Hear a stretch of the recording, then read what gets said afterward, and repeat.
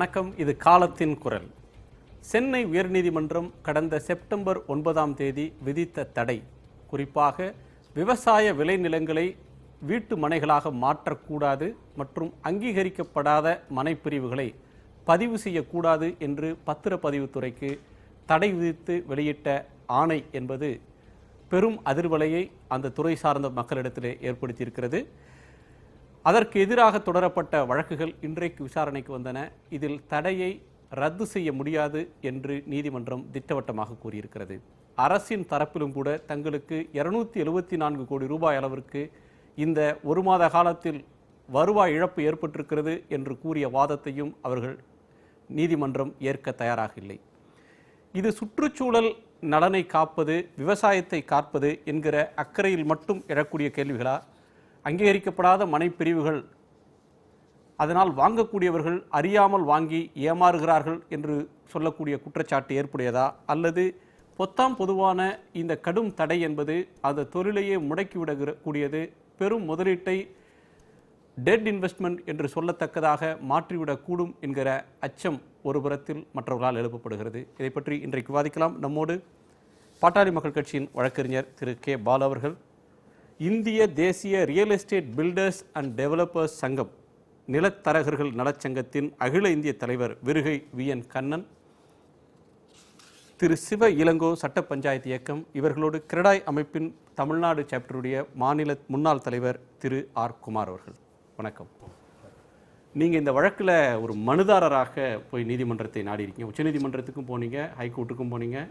இப்போது இடையில் மக்களை திரட்டி, உங்கள் சங்கத்தினரை திரட்டி ஒரு போராட்டத்தை கூட செஞ்சீங்க. நீதிமன்றம் சொன்னதில் என்ன தவறு இருக்குது? விவசாய விளைநிலத்தை நீங்கள் பிளாட்டாக போடாதீங்க, அதே மாதிரி அன்அப்ரூவ்டு அப்படின்னு சொல்லி அங்கீகரிக்கப்படாத இடத்தை வீடு கட்டி கொண்டு வந்தாங்கன்னா அதில் நீங்கள் பதிவு செய்யாதீங்க அப்படின்னு நீதிமன்றம் சொல்கிறது சரிதானே? எலிஃபண்ட் ராஜ்ன்றவர் பார்த்தீங்கன்னாக்கா ஒரு பொதுநல வழக்கை போட்டிருக்கிறாரு. அந்த பொதுநல வழக்கு 9/9/2016 ஒரு இடைக்கால தடை போட்டிருக்கிறாங்க. அந்த இடைக்காலினுடைய தடை பார்த்திங்கன்னா இன்றைய வரையும் நீடித்தது. இதை நாங்கள் இம்ப்ளீட்டாக எங்களை ஒரு பார்ட்டியாக சேருங்க அப்படின்னு சொல்லிட்டு உயர்நீதிமன்றத்தில் வழக்கை சேர்த்தோம். அவங்க என்ன சொன்னாங்கன்னு பார்த்தீங்கன்னாக்கா, அரசாங்க தரப்பில் ஆஜராகட்டும், விளக்கத்தெல்லாம் அவங்க கொடுக்கட்டும், இதனால் உங்களுக்கு என்ன பிரச்சனை, நீங்கள் ஏன் வரீங்க, நீங்கள் 21/10 வாங்க அப்படின்னு சொல்லி பண்ணாங்க. இதை நாங்கள் ஒரு அவசர வழக்காக கிட்டத்தட்ட 42 நாள் இருக்குது அப்படின்ட்டு உச்சநீதிமன்றத்திற்கு போனோம். உச்சநீதிமன்றத்தில் போயிட்டு நம்மளுடைய வாதத்தை எடுத்து வைக்கும் போது அவங்க என்ன சொன்னாங்கன்னா, இடைக்கால தடை தானே அது, நீங்கள் 21 முடிச்சுட்டு மறுபடியும் நீங்கள் அங்கே ஃபேவராக கிடைக்கலன்னு சொன்னால் சுப்ரீம் கோர்ட்டுக்கு வாங்க, ஆனால் நான் ஒரு அவசர வழக்காக எடுத்து விசாரிங்க அப்படின்னு சொல்லிவிட்டு மறுபடியும் ஹைகோர்ட்டுக்கு அனுப்புனாங்க. மறுபடியும் ஹைகோர்ட்டில் 3ஆம் தேதி 10ஆம் மாதம் மறுபடியும் நாங்கள் பண்ணோம். மறுபடியும் அவங்க இன்றைக்கு அப்பீராக சொன்னாங்க. இன்றைக்கு பார்த்திங்கன்னா தமிழ்நாடு முழுவதும் பார்த்திங்கனாக்கா இன்றைக்கி 27 பேர் இம்ப்ளீட் பண்ணாங்க. நிறைய பேர் வாதங்கள் சொன்னாங்க. சார், நம்ம என்ன கேட்குறோம் பார்த்திங்கன்னா, சிஎம்டி அப்ரூவ்டு, டிடிசிபி அப்ரூவ்டு அப்படின்னு இருக்கிறது. சிஎம்டி அப்ரூவ்டுனா சென்னை அப்ரூவ்டு, டிடிசிபி அப்ரூவ்டுனா டிஸ்ட்ரிக்டினுடைய அப்ரூவ்டு, அதாவது மற்ற மாவட்டங்கள் காஞ்சிபுரம் அந்த மாதிரி இருக்கிறாங்க. இன்றைக்கி தமிழ்நாடு முழுவதும் பார்த்திங்கனாக்கா சிஎம்டிஏ டிடிசிபின்னு பார்த்திங்கன்னா 2.5% தான் மக்கள் அதை வாங்கியிருக்கிறாங்க. இந்த 2.5% எதுன்னு பார்த்திங்கன்னா சென்னை மாநிலம், எங்கெங்கெல்லாம் சென்னைகள் இருக்கின்றதோ அங்கெல்லாம் சென்னை. மீதி 95% பார்த்திங்கன்னா 42% காலி நிலங்களாக இருக்கின்றது. அதுதான் நஞ்சை புஞ்சைன்னு இருக்கிறது. மீதி 42% பார்த்திங்கனாக்கா முப்பாட்டங்காலத்துலேருந்து வாழ்ந்து வந்த மண், அவங்களுடைய சொந்த இடங்கள். சில வில்லேஜுக்கு போனீங்கன்னா அந்த road side, right hand side, left hand side அங்கங்கே குக்கிராமமாக இருக்கும். கிராமங்கள் இன்றைய வரை இருந்து கொண்டு தான் இருக்குது. அது எல்லாமே அன்அப்ரூவ்டு லேண்டு. அந்த அன்அப்ரூவ்டு லேண்டு தனக்காக அந்த இடத்த ஒரு விற்கணும்னு நினச்சாக்கா ஒரு 15 சென்ட் வச்சுருக்கிறாங்க. தன்னுடைய மகளுக்காக மேல் படிப்புக்கோ, இல்லை மகளுக்காக கல்யாண செலவோ, இல்லை நம்மளுடைய தாய் தந்தைக்காக உடல்நிலை சரியில்லையோ அப்படின்னு தன்னுடைய இடத்த ஒரு 1/4 கிரவுண்டு விற்கலாம் அப்படின்னு நினச்சா கூட அதை விற்க முடியாத ஒரு இடைக்கால தடை. இப்போ பார்த்தீங்கன்னாக்கா, இல்லை, அவங்க எல்லாவற்றையும் விற்க வேணாம்னு சொல்லியே, நீங்கள் விளைநிலத்தை அப்போ ஒரு அங்கீகரிக்கப்பட்ட மனையாக மாற்றாதீங்க அப்படின்னு சொல்கிறது ரொம்ப காலமாக அந்த கன்சர்ன் தொடர்ந்து எழுப்பப்பட்டு வர்ற ஒன்று தான். எந்த இடமுமே இன்றைக்கி ரிஜிஸ்ட்ரேஷன் பண்ண முடியாது. இன்றைக்கி தமிழ்நாடு முழுவதும் பார்த்தீங்கன்னா சிஎம்டிஏ டிடிசிபியை தவிர எந்த இடமுமே ரிஜிஸ்ட்ரேஷன் பண்ண முடியாது. சுதந்திரம் வாங்கின காலத்துக்கு முன்னாடி இருந்த வாழ்ந்த வீடு கூட இன்றைக்கி பார்த்தீங்கன்னாக்கா, இன்றைக்கி இப்போ நம்ம டிநகரில் இருக்கிற தலைவர் காமராஜருடைய வாழ்ந்த வீடு கூட அது அன்அப்ரூவ்டு வீடாக தான் இருக்கும். அதை கூட நீ ரிஜிஸ்ட்ரேஷன் பண்ண முடியாதுன்னு ஒரு இடைக்கால தடை போகிறதுனால இன்றைக்கி எவ்வளோ தமிழ்நாட்டில் எவ்வளோ பேர் கல்யாணத்தை ஃபிக்ஸ் பண்ணிவிட்டு எல்லாம் சார் பணம் கையில் வச்சுருக்கிறாங்க சார். வசதி இருக்கிறவங்க பணத்தை பேங்க்கில் வச்சுருக்கிறாங்க, அவங்க தன்னுடைய மகளுக்கோ பண்ணுறாங்க. வசதி இல்லாதவங்க என்ன சார் பண்ணுவான்? ஒரு இடத்த விற்று தானே சார் இன்றைக்கி நடக்கக்கூடியது. சரி, சப்போஸ் அந்த கல்யாணத்துக்காக ஒரு கடன் வாங்கினா அந்த கடத்தை எப்படி கொடுக்க முடியும்? இல்லை, விளை நிலத்தை இன்னொரு விவசாய பர்பஸுக்கு விற்கிறத யாரும் தடுக்கலையே. நீங்கள் வந்து வீடு கட்டுறதுக்கு மாற்றுறது தானே அவங்க ஆட்சேபிக்கிறாங்க. சரி சார், இப்போ நஞ்சை லேண்டு புஞ்சை லேண்டுன்னு இருக்குது. ஒரு போகம் 3 போகம்னு இருக்குது. ஒரு போகம் இருக்கிறது என்ன, 3 போகம் இருக்குதா? 3 போகம் இருக்குது எல்லாமே நஞ்சை லேண்டு. ஒரு போகம் இருக்குதுன்னா புஞ்சை லேண்டு. ஒன்றுமே ஏதாவது ஒரு விவசாயிக்கு போதிய தண்ணி இருந்ததுன்னா அந்த விவசாயத்தை வந்து அவன் அழிக்க போகிறதே கிடையாது. போதிய விவசாயத்தில் தண்ணி கிடையாது, வைக்கிற விவசாயத்தில் வச்சாக்கா அதுக்கு உண்டான போதிய லாபம் கிடையாது. அப்போ லாபம் இல்லாத இடத்துல விவசாயம் வெய்யின்னு சொன்னால் வைக்கிறதுக்கு எல்லாமே இன்றைக்கி ஒரு ரூபாய் கிடைக்கும் தானே சார் வைக்கிறாங்க. அப்போ நீங்கள் விவசாயி நலனுக்கு பேசுகிறீங்களா அல்லது வேறு நலனுக்கு பேசுகிறீங்களான்னு எனக்கு சந்தேகம் வருது. இப்போ இருக்கிற விவசாய நஷ்டமாக இருக்குது அப்படின்றதுனால விவசாயத்தை செய்ய வேண்டாம் அப்படின்னா சாப்பிட்றதுக்கு உணவு தானியத்துக்கு எங்கே போவீங்க? இன்னைய வரையும் இந்த பற்றாக்குறை இருக்குதா தமிழ்நாட்டில்? அரிசி இல்லை, பருப்புடியே போனால் என்ன ஆகுறது? இதை தான் சார் முன்னோர் காலத்துன்னு சொன்னேன். இன்றைக்கி வரையும் இருக்குதான்னு கேட்குறேன். கிடையாது சார். இன்றைக்கி ஃபஸ்ட்டு நம்ம உயிர் வாழணும் சார், நாளைக்கு உயிர் வாழணும். வரப்போகிற 15 வருஷத்துக்கு அப்புறம் பார்த்து நீங்கள் யோசிக்கிறீங்க. இன்றைக்கி எல்லா நாட்டிலும் பார்த்தீங்கன்னா விவசாயம் மொட்டை மாடியில் இருந்துன்னு பயிர் வச்சுன்னு சாப்பிட்டுடுறான். நம்ம அந்த நிலைமைக்கு போகணுன்னு வர சொல்ல. விளை நிலத்தை வந்து வீடா மாத்திட்டு வீட்டோட மொட்டை மாடியில விவசாயம் இல்லை சார். விளைநிலங்கள் விவசாயத்துக்கிட்ட வந்து யாரும் ரியல் எஸ்டேட் ஓனர் வந்து தட்டி பறிக்கிறதே கிடையாது சார். அவனுடைய கஷ்டத்துக்காக தேவைக்காக தன்னுடைய லேண்டை பக்கத்தில் இருக்கிற விவசாயி ஒன்றா வாங்கினாக்கா அது விவசாயம் மண்ணாவே இருக்கும். பக்கத்தில் இருக்கிற விவசாயி வாங்கலைன்னு சொன்னால் அதை ஒரு நபர் வாங்குறாரு. அது தன்னுடைய ஓன் யூஸ்க்காக இருக்கலாம். சிலர் மனைகளை போடலாம் அப்படின்னு சொல்கிறாங்க. எதுக்குமே குண்டும் குழியுமா இருக்கிற இடத்துல போய் விவசாயம் பண்ண முடியும்னு நினச்சா பண்ண முடியாது. நம்ம போகிறது எல்லாமே பார்த்திங்கன்னா நஞ்சையில் வந்து லேவுட்டே போகிறதில்ல, எல்லாமே பொஞ்சையில் தான் போடுறாங்க. அதாவது ஒரு 3 வருஷம் பார்த்திங்கன்னா விவசாயமே பண்ண முடியாத இடத்துல ஒரு லேவுட்டை போடுறாங்க. இன்றைக்கி பார்த்தீங்கன்னாக்கா லேவுட்டு சொல்லுங்கள் சார். நீங்கள் இல்லை நீங்கள் சொல்லுங்கள். உங்களை பார்த்துட்டு இருக்கார் திரு பாலு, அதுக்காக பாலுகிட்ட கேட்கணும்னு நினச்சேன். பாலு, விவசாய பிரச்சனை மோசமாக இருக்கிறதுனால போடுறோம், தனி நபர்கள் தங்களுடைய கஷ்டத்துக்கு விற்கிறது கூட இதனால் தடைப்படுது. அப்படி ஒன்றும் உணவு பஞ்சம் வந்துடல, நஞ்சை நிலம்லாம் மாறலை, புஞ்சையை தான் நாங்கள் வந்து ரியல் எஸ்டேட்டுக்கெலாம் மாற்றுறோம். அது வந்து தேவையின் கருதி தான் நடக்கிறது, யாரும் நிர்பந்தப்படுத்தி எதுவும் செய்யலை. ஒரு ஒட்டுமொத்தமான ஒரு பிளாங்கெட் ஸ்டேன்றது ஒரு தொழிலை ஸ்தம்பிக்க வச்சிருது அப்படின்ற ஒரு பார்வையை கண்ணன் முன்வைக்கிறார். நீங்கள் அதை ஏற்கிறீங்க? அதாவது நில வணிகம் செய்கிறாங்கல்ல ரியல் எஸ்டேட்டு, அவங்களுக்கு ஒரு பெரிய பாதிப்பு வந்துட்டதுனால இதை மாற்றணும் அப்படிங்கிற ஒரு தோற்றத்தை ஏற்படுத்துறதே மிகப்பெரிய தவறு. அவங்கெல்லாம் வந்து வறுமையிலேயோ கஷ்டத்துலேயோ ஏழ்மையிலேயோ இன்றைக்கி கிடையாது. அவங்கெல்லாம் இன்றைக்கி 2 வருடம் நில வணிகம் செஞ்சாங்கன்னா சாதாரண காரில் வந்தவர் ஒரு பென்ஸ் காரில் வருவார், 2 பவுன் செயின் போட்டுக்கிறவர் 10 பவுன் செயின் போட்டிருப்பாங்க. இதுதான் இன்றைக்கி ரியல் எஸ்டேட் பண்ணுறவங்களுடைய நிலைமை. இதை முன்வைத்து இந்த தடையை நீக்கணும் அப்படின்னு சொல்கிறதே அடிப்படையில் தவறானது. இந்த வழக்கு ஆரம்பத்தில் தொடக்கப்பட்டதனுடைய நோக்கம் எந்த அடிப்படையில் தொடங்கப்பட்டதுன்னா, மழை காலத்தில் வரக்கூடிய வெள்ள பாதிப்பினால் பொதுமக்கள் பாதிக்கப்படுகிறார்கள், முதல் காரணம். 2வது, சுற்றுச்சூழல் பாதிக்கப்படுகிறது, அடிப்படை தேவைகளை நிறைவேற்றி தராமல் இஷ்டத்துக்கு அவங்க பாரிய பிளாட் போட்டுக்கிறாங்க என்று சொல்லக்கூடிய 2 அடிப்படை காரணத்திற்காக தொடரப்பட்ட வழக்கு, நல்லெண்ணத்தில் தொடரப்பட்ட வழக்கு.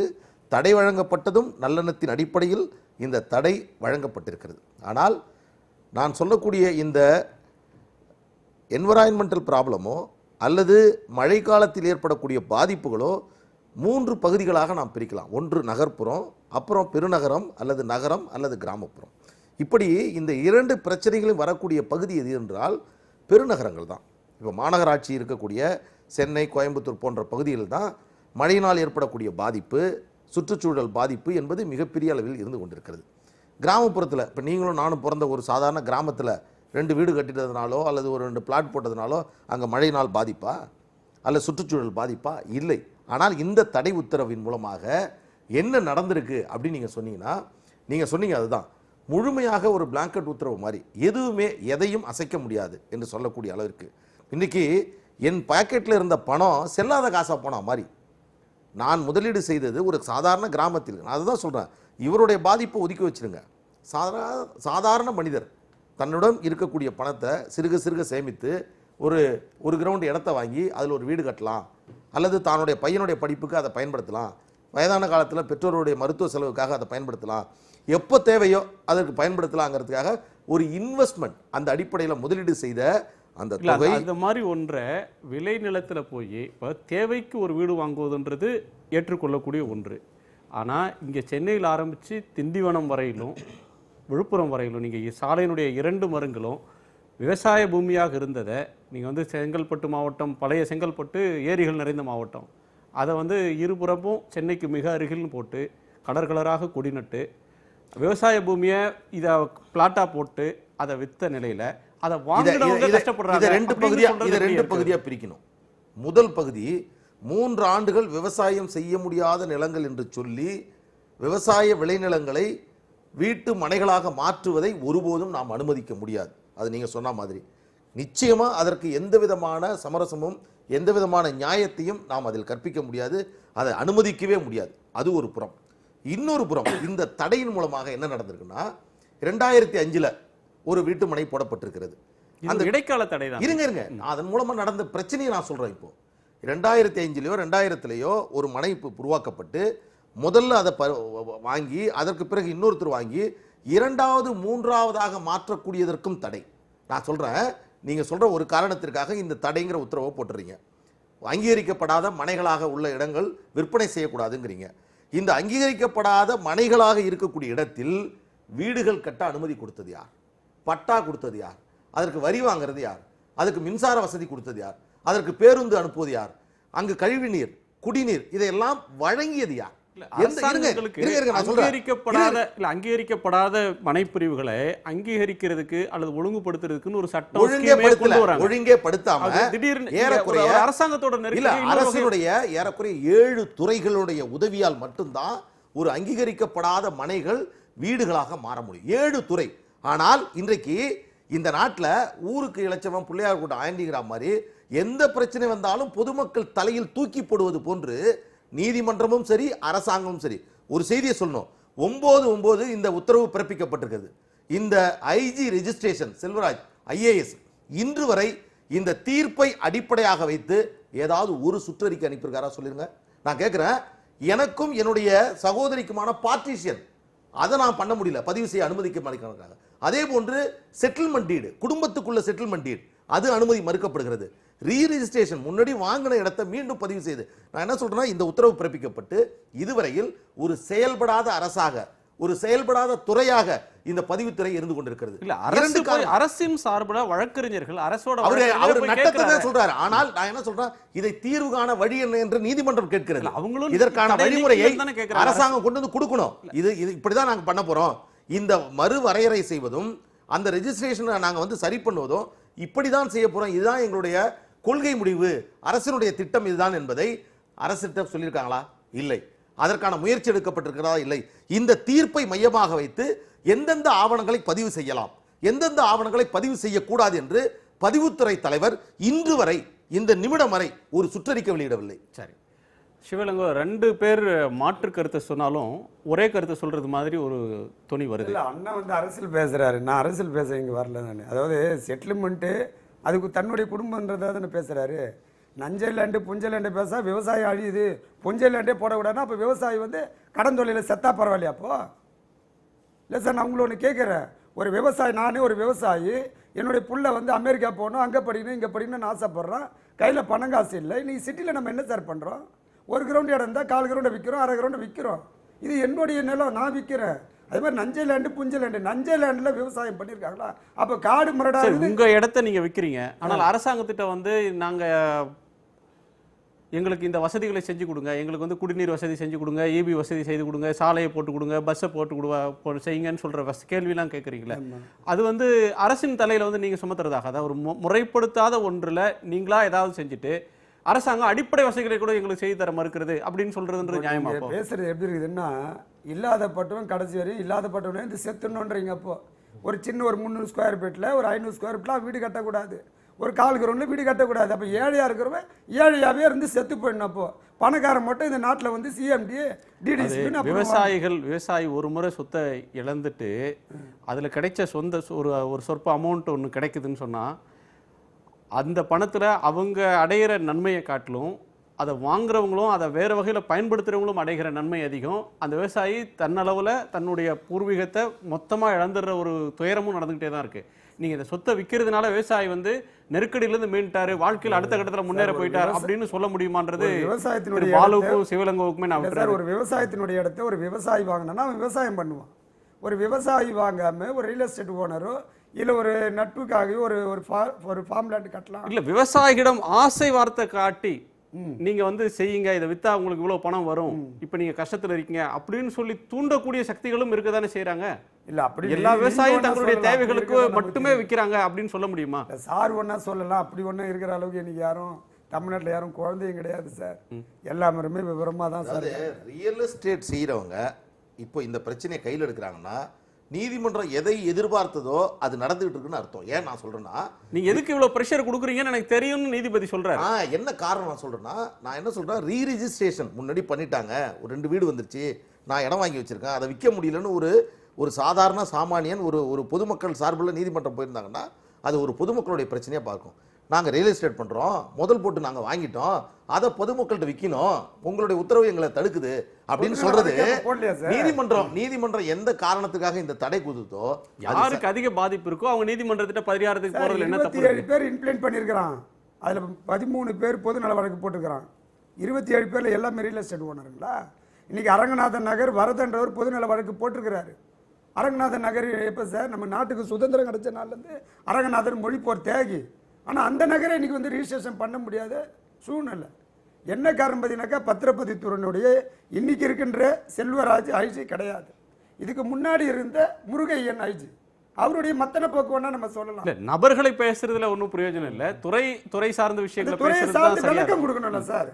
இதுதான் விளக்கம். இன்னைக்கு கூட பார்த்தீங்கன்னாக்கா இன்னைக்கு அரசு தரப்பில் வந்து வழக்கறிஞரா அப்பிராவனர் என்ன கேட்குறேன்னா, இந்த மாதிரி சில வரன்முறையெல்லாம் சொல்றாரு. என்ன சொல்றாரு அவர் ஐஜி?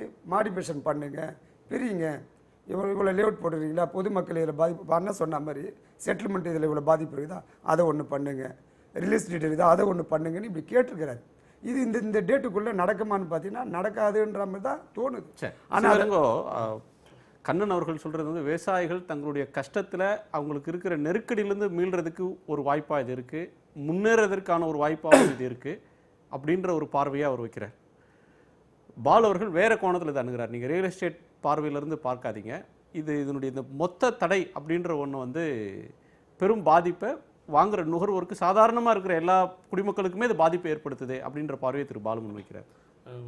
நண்பர் சொல்கிறது வந்து ரியல் எஸ்டேட்லேருந்து விவசாயத்துலேருந்து பாதிக்கப்பட்டதுனால இந்த தொழிலுக்கு வர்றாங்க அப்படிங்கிற மாதிரியான ஒரு விஷயம் சொல்கிறாரு. இது முழுக்க வந்து அது அவங்களுடைய வியாபார தந்திரம், இது அந்த மாதிரியான ஒரு பேச்சு தான். இன்றைக்கி வந்து நிறைய இடங்களில் வந்து சுற்றியும் வந்து அந்த நிலங்களை வாங்கி இருப்பாங்க, இடையில 1 ஏக்கர் 2 ஏக்கர் கொடுக்க முடியாது, நான் விவசாயம் பண்ணுவோம் அப்படின்னு சொல்லுவாங்க. அவங்க மிரட்டி உங்களுக்கு வந்து அந்த விவசாயத்துக்கு எந்த வகையிலும் நாங்கள் தண்ணி விட மாட்டோம், இந்த சேனல்லாம் இருக்குது எல்லாத்தையும் மூடிடுவோம் அப்படின்னு நிறைய இடத்துல மிரட்டி வாங்கப்பட்ட இடங்கள்லாம் நிறைய இங்கே நடக்குது. ஆரம்பத்தில் இந்த விஷயங்கள் இன்றைக்கி சொல்கிறேன், சிஎம்டியாக இருக்கட்டும், டிசிபியாக இருக்கட்டும், இந்த அப்ரூவல் எல்லாமே எந்த இதுவுமே ஒரு நஞ்சை நிலத்தை மாற்றணும் அப்படின்னாக்கா, வேறு பயன்பாட்டுக்கு கொண்டு வரணும் அப்படின்னாக்கா முதலமைச்சர் வரைக்கும் அது ஒப்புதல் பெற்று அரசாணை வெளியிட்ட பிறகே தான் அதில் அப்ரூவலே கொடுக்க முடியும். ஆனால் இன்றைக்கி வந்து மாவட்டங்களில் அவங்க இஷ்டத்துக்கு வருவாய்த்துறை என்ஓசி பெற்றுட்டு கொடுத்துட்டு இருக்கிறதே சட்டப்படி தப்பு. இன்றைக்கி வந்து அதை வந்து இன்றைக்கி அந்த விஷயத்தை இன்றைக்கி வெளியில் வரல. இன்றைக்கி வந்து ரியல் எஸ்டேட் பண்ணுறதுல வந்து கிட்டத்தட்ட 70% வந்து நஞ்ச நிலத்தை தான் வந்து பிளாட்டை போட்டு இன்றைக்கி வித்துட்டு இருக்கிறாங்க. ஆனால் இந்த 70% முறைப்படி அரசாங்கத்தில் எங்க ரெவன்யூ செக்ரட்டரி, ரெவன்யூ மினிஸ்டர் நிறைய நடந்துட்டு வந்து எதனால வந்து நீதிமன்றம் போயிருக்குனாக்கா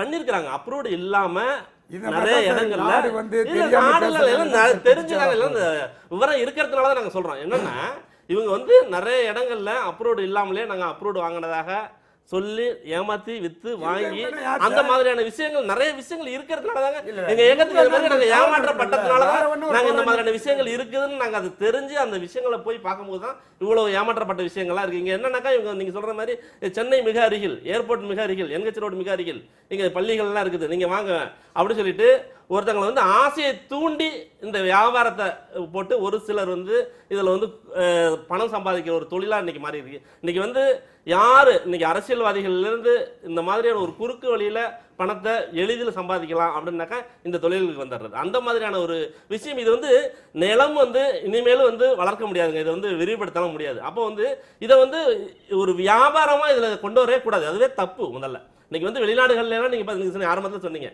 ஒரு இடத்துல ஒரு நகரமைப்பு கொண்டாடணும்னாக்கா அரசாங்கம் வந்து சாலை போடும், மின்சார வசதி செய்யும், கழிவுநீர்கள் வெளியேற்றத்துக்கான வசதி, இதெல்லாம் செஞ்ச பிறகு தான் அந்த இடத்துக்கு வீட்டு மனை விற்கிறதுக்கே அங்கீகாரம் கொடுக்கும். ஆனா இந்தியாவை பொறுத்தவரை அது மாதிரி கிடையாது. இவங்கள இஷ்டப்படி ஒரு 4 ஏக்கர் 2 ஏக்கர் 1 ஏக்கர் வாங்கி இவங்கள ஒரு அரசின் தோல்வியா இவங்களுடைய அரசினுடைய சாதாரண மக்கள் பாதிக்கப்படுறாங்க. அரசினுடைய தோல்வியை இவங்க சாதகமா பயன்படுத்துறதுனால சாதாரண மக்கள் இன்னைக்கு பாதிப்பு அடைஞ்சிருக்கிறாங்க. அதுக்கு காரணம் இன்னைக்கு வந்து செப்டம்பர் 9 வந்து கேள்வி கேட்கும்போது நீதிமன்றம் அரசாங்கம் வந்து பதில் உடனே கொடுத்துருந்துருக்கணும். சம்பந்தப்பட்ட துறைகள் பதிவுத்துறை சொல்லியிருந்திருக்கணும், இன்னைக்கு வருவாய்த்துறை சொல்லியிருந்திருக்கணும், எந்தெந்த மாதிரியான கிளாசிஃபிகேஷன் பண்ணணும், இதுக்கான கொள்கை முடிவு என்னங்கிறத அரசாங்கம் இன்னைக்கு சொல்லியிருந்திருக்கணும். இந்த பாலு சொல்றது மாதிரி இன்னைக்கு பாதிப்பு, இந்த மாதிரியான பாதிப்புகள் நாங்கள் வந்து உறவினர்கள் கூடயே உள்ள நிலங்களை பிரித்துக் கொள்வதற்கு இன்னைக்கு வந்து எதையும் பதிய முடியல அப்படிங்கிற ஒரு பாதிப்பு இருக்குங்கிறது இன்னைக்கு வந்து அரசாங்கத்தினுடைய தோல்வியை தான் அது காட்டுகிறது. இன்னைக்கு வந்து ஒரு நீதிமன்றம் சொல்லுது, நீங்க வந்து ஒரு கொள்கையை வகுத்து கொடுங்க. என்ன கொள்கை? நீங்க வந்து ஒரு மனை விவசாயம் நிலத்தையோ இல்லை விவசாயம் அல்லாத நிலத்தையோ நீங்க மனைப்பிரிவுகளாக மாற்றுவதற்கு அரசினுடைய கொள்கை முடிவு என்ன? இந்த ஃபார்முலா இருந்தாலும் அந்த ஃபார்முலா போட்டு இதை வந்து இந்த மாதிரி இந்த 1 2 3 4 அப்படின்னு பண்ண முடியாது அப்படின்னு நீங்க வந்து திரும்ப திரும்ப இந்த விதிமுறைகளை இருக்க போகும்போது நிறைய லஞ்ச லாவணியத்துக்கு தான் அது வழிவகுக்கும். இன்னைக்கு நீங்க சாதாரணமாக ஒரு லஞ்சம் கொடுக்காமல் இவங்க 2 பேரும் தொழில் பண்றாங்க, இந்த தொழிலை பண்ண முடியுமா அப்படின்னா முடியாது. அப்படி முடியும்னு சொன்னாக்கா அது போய் கோடிக்கணக்கில் நீங்க லஞ்சம் கொடுத்து தான் இவங்க இந்த பிசினஸை பண்ண வேண்டிய ஒரு சூழல் இருக்கு. இந்த அரசாங்கம் இன்னும் மேலும் இந்த மாதிரியான கட்டுப்பாடுகளை விதிக்கும் போது இந்த யாருக்குனாக்கா இதை அனுமதி கொடுக்கக்கூடிய அதிகாரிகளுக்கு. பொது கருத்திலிருந்து சிவலிங்க பேசுறார். நீங்க அந்த துறையில இருந்தவர், அந்த துறையில கிரெடாய் அமைப்பினுடைய மாநில தலைவராக பணியாற்றினவர். இப்ப சிவலிங்கோ சொல்றது மாதிரியாக எந்த இடத்தையும் விதிமுறை இல்லாமல் இப்படி பத்திரப்பதிவு பண்ணுறதுக்கு அல்லது அங்கீகரிக்கப்படுறதுக்கான விதிமுறைகள் முறையாக வகுக்கப்படலை, கொள்கைகள் வகுக்கப்படலை, அதுதான் இந்த பிரச்சனைகளுக்கெல்லாம் காரணம் அப்படின்னு சொல்கிற கருத்தை நீங்கள் ஏற்கிறீங்க? அப்படி இல்லைங்க, கொள்கைகள் இருக்குது. எப்படி வந்து ஒரு லேஅவுட்டுக்கு அப்ரூவல் கொடுக்கலாம், அதுக்கு என்னென்ன ப்ரொசீஜர்ஸு எந்த மாதிரி இருந்தால் கொடுக்க முடியும். இப்போ நஞ்சை நிலத்தில் பாலு சொன்ன மாதிரி நஞ்சை நிலத்தில் அப்ரூவலே கொடுக்க முடியாது. அதுக்கு வந்து இவங்க கூட சொன்னாங்க, அது வந்து அரசாங்கத்தில் போய் நஞ்சை நிலத்தை கன்வெர்ட் பண்ணலான்னு அனுமதி வாங்கிட்டு வந்தால் தான் அந்த லேஅவுட் அப்ரூவலே வரும். அதுக்கெல்லாம் சட்டத்திட்டங்கள் வந்து சரியாக இருக்குது, நிறைய சட்டத்திட்டங்கள் இருக்குது. இல்லை, ஆனால் நடைமுறையில் 3 ஆண்டு காலம் விவசாயம் செய்யலைன்னா அந்த நிலத்தை நீங்கள் வந்து புஞ்சையாக மாற்றலாம் அப்படின்றதுக்காக நல்ல விளையக்கூடிய இடத்தையே 3 ஆண்டு காலம் தரிசா போட்டுட்டு நஞ்சையை புஞ்சையா மாத்துறதும் நடந்திருக்கா இல்லையா? ரொம்ப துரதிருஷ்டமான விஷயம் இது. என்னன்னா, ரியல் எஸ்டேட் விலைகள், நிலத்தின் விலைகள் அதிகமாகும் பொழுது விவசாயம் பண்ணினா வரக்கூடிய வருமானம்ங்கிறது ரொம்ப ரொம்ப சிறிய தொகையாக இருக்குது. ஆனால் நிலத்தின் விலை பல மடங்கு உயர்ந்ததுக்கப்புறம் அதோட நிலத்தை விற்றுட்டா உடனே ஒரு ஷார்ட், இந்த கோல்டன் கூஸை கட் பண்ணுறதுன்னு ஒரு சொல்லுவாங்க, அதை உடனே விற்றுட்டு அதை காசாக்கி அந்த பணம் வந்து இது வந்து பெரிய மாயை. இது வந்து மக்கள் வந்து இதனால் தூண்டப்படுறாங்க. இதில் சொல்கிறேன், முக்கியமானது இந்த இந்த நம்மளுடைய ஹைகோர்ட்டினுடைய இந்த இடைக்கால தடை வந்து நல்ல நோக்கத்துடன் ஏற்படுத்தப்பட்டது. அது அவர் பாலு சொன்ன மாதிரி கண்டிப்பாக அதனுடைய எண்ணம் வரவேற்கத்தக்க ஒன்று தான். ஏனென்றால் அதாவது எந்த லேஅவுட்டுமே அப்ரூவல் வாங்கிக்கிட்டு பண்ணலாம், அப்ரூவல் வாங்காமல் ஏன் பண்ணணும்? அப்ரூவல் வாங்கலாம், ஏன்னா அதுக்கு தான் ரூல்ஸ் போட்டிருக்காங்க. இப்போ இவர் நினைக்கிறார் ரூல்ஸ் இருக்குது, அப்ரூவல் வாங்கணும்னா ரூல்ஸ் ஃபாலோ பண்ணினா அப்ரூவல் கிடைக்கும் லேஅவுட்டுக்கு. ரூல்ஸ் ஃபாலோ பண்ணாமல் பண்ணுற பொழுது தான் இந்த தவறுகள்லாம் நிறைய நடக்கிறது. ஸோ இதில் என்ன பிரச்சனை வருதுன்னா, அந்த மாதிரி நீர்நிலைகளுக்கு பக்கத்தில் இருக்குது. இப்போ இனண்டேஷன், இப்போ லாஸ்ட் டைம் வந்து சென்னையில் வந்து வெள்ளப்பெருக்கு வந்தது, அது மாதிரி பாதிப்புகள் மக்கள் ஆறாளாங்கன்னு சொல்லிட்டு இவங்க அந்த தடையை விடுத்தது ரொம்ப வரவேற்கத்தக்க ஒரு முடிவு. அதனுடைய எண்ணம் சரியானது தான், நோக்கம் சரியானது தான். ஆனால் அது நடைமுறைப்படுத்தப்படும் விதம் எப்படி இருக்குது, எந்த அளவுக்கு வந்து பாதிக்கப்பட்டிருக்கு அப்படின்னு பார்த்தா, அந்த தடை உத்தரவை இன்டர்பிரட் பண்ணுறாங்க. ஒவ்வொருத்தரும் வந்து என்ன சொல்கிறாங்க,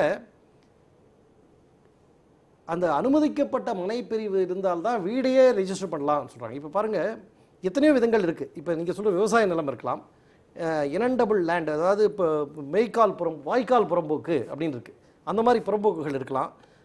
அந்த இடத்துலலாம் வந்து இவங்களால் அப்ரூவலே கொடுக்க முடியாது, கொடுக்கக்கூடாது. ஆனால் சில விஷயங்கள் ஃபார் எக்ஸாம்பிள் நம்ம இதை எடுத்துக்கிட்டிங்கன்னா கிராமநத்தம்னு இருக்குது. கிராமநத்தத்தில் வீடுகள் இருக்குது. அங்கே வந்து அப்ரூவ்டு லேஅவுட்டே இருக்காது. கிராமநத்தத்தில் அப்ரூவ்டு லேஅவுட்டே இருக்காது. அவங்க விற்பாங்க. ஒரு கண்ணன் சொன்ன மாதிரி கிராமநத்தத்தில் விற்கிற பொழுது என்ன பண்ணுவாங்க, இது மட்டும் இல்லை, ரொம்ப வேடிக்கையான விஷயம், சிஎம்டி அப்ரூவல் கொடுத்து மல்டி ஸ்டோரேடு பில்டிங்கை அப்ரூவ் பண்ணியிருக்கு. இல்லை 4 மாடி கட்டிடம். அங்கே வந்து நூற்றுக்கணக்கான வீடுகளுக்கு அனுமதி வழங்கி அந்த அனுமதிப்படி கட்டப்பட்டு கடைசியில் கம்ப்ளீஷன் சர்டிஃபிகேட் என்ற முடிவு சான்றிதழும் சட்டப்படி கட்டப்பட்டிருக்கிறதுன்னு கொடுத்தப்பட்ட அந்த வீடுகளுக்கு கூட சில ரிஜிஸ்ட்ரார் அலுவலகங்கள் இந்த தடை உத்தரவை காட்டி ரிஜிஸ்டர் செய்ய மறுக்கிறார்கள். இல்லையே, அந்த தடை உத்தரவு தெளிவா இருக்கு. நீங்க வந்து அங்கீகரிக்கப்படாத அன்அப்ரூவ்டு லேஅவுட்னா தான் அதை நீங்க என்ன பதிவு செய்ய கேக்குறாங்க, முடியாது. லேஅவுட் பிளானை கொண்டாங்க. இப்போ building plan approved, building plan அப்ரூவ்டுன்னு சொன்னாலே அந்த மனை வந்து அப்ரூவ் ஆனதாக தான். அதாவது அடுத்த கட்டம், இப்போ வந்து மனைப்பிரிவு அப்ரூவல் பண்ணாமல் பில்டிங் பிளான் அப்ரூவல் பண்ண முடியாது. பில்டிங் பிளான் அப்ரூவல் ஆகி பில்டிங் பிளான் கட்டி ஃப்ளாட்ஸு கட்டி முடித்து கம்ப்ளீஷன் சர்டிஃபிகேட்டும் வாங்கின அந்த வீடுகளை கொண்டு போய் ரிஜிஸ்ட்ரார்கிட்ட கொடுத்தா சில ரிஜிஸ்ட்ரார்கள் இதனுடைய அப்ரூவ்டு லேஅவுட்டு கொண்டாங்க. சார் இது அப்ரூவ்டு இல்லை சார், சிஎம்டியிலேயே சீல் போட்டிருக்கு பாருங்கள், சிஎம்டி அப்ரூவ்டு பிளான் இருக்குது, இது ஃப்ளாட்ஸ் கட்டிட்டோம், கம்ப்ளீஷன் சர்டிஃபிகேட் கூட வாங்கியிருக்கு சில சமயத்தில். அதெல்லாம் கிடையாது சார். இதில் வந்து கோர்ட்டில் என்ன சொல்லியிருக்காங்க, லேஅவுட் அப்ரூவல் காட்டுன்றாங்க. நீங்கள் லேஅவுட் அப்ரூவல் காட்டுங்க சார். லேஅவுட்டுங்கிறது 1 கிரவுண்டு, 3/4 கிரவுண்டு, 2 கிரவுண்டு இந்த மாதிரி பிரித்து சின்ன சின்ன வீடுகளுக்கு தான். இது வந்து பல அடுக்குமாடி கட்டடங்கள் கட்டியிருக்கோம், நிறைய வீடுகள் கட்டியிருக்கோம், இதுக்கு அப்படியே அப்ரூவல் இருக்குது. இல்லை சார், எங்களால் பண்ண முடியாது. நீதிமன்ற தடையை சரியாக அதுக்கான விளக்கம் தர வேண்டிய, அதுக்கான இன்டர்பிரிட்டேஷன் தர வேண்டிய தப்பான இன்டர்பிரிட்டேஷன் நடக்கிறது ஒன்று. அதாவது என்னன்னா, ஒட்டுமொத்தமாக இந்த தடை விதித்ததில் என்ன ஆகுது, ஏன்னா கோர்ட்டால் வந்து தனித்தனியாக பார்த்து ஒன்றா கொடுக்க முடியாது. இது அரசாங்கம் வந்து இதை நடைமுறைப்படுத்துகிற பொழுது, இதுக்கு செயல் வடிவம் கொடுக்குற பொழுது எப்படி செய்யலாம், எங்கே இன்ஃபேக்ட் இது புதுசு இல்லைங்க. 10 வருடங்களுக்கு முன்னாடி அரசாங்கமே இந்த மாதிரி ஒரு தடை கொடுத்துருக்கு. 10-12 வருஷங்களுக்கு முன்னாடி அன்அப்ரூவ்டு லேஅவுட்டில் ரிஜிஸ்டர் பண்ணக்கூடாது 2000 போட்டிருக்காங்க. அவங்களே போட்டிருக்காங்க அன்அப்ரூவ்டு லேஅவுட். ஏன்னா அது பாட்டுக்கு பெருகுது, அது வசதிகள் இல்லை, வெளிநிலங்கள் வந்து மாற்றிடுறாங்க. இப்போ எல்லாம் பொஞ்ச நிலமாக இருந்தால் பரவாயில்ல, நஞ்சு நிலத்தில் கூட லேஅவுட் போட்டாங்கன்னா ரிஜிஸ்டர் என்னென்னா, ரிஜிஸ்டர் அந்த சட்டத்தின் கீழ், ரிஜிஸ்ட்ரேஷன் சட்ட ஆக்டு கீழே எந்த பத்திரத்தை கொடுத்தாலும் ஸ்டாம்ப் டியூட்டி சரியாக இருக்கான்னு பார்த்து ரிஜிஸ்டர் பண்ணி தான் ஆகணும். தான் சட்டம்.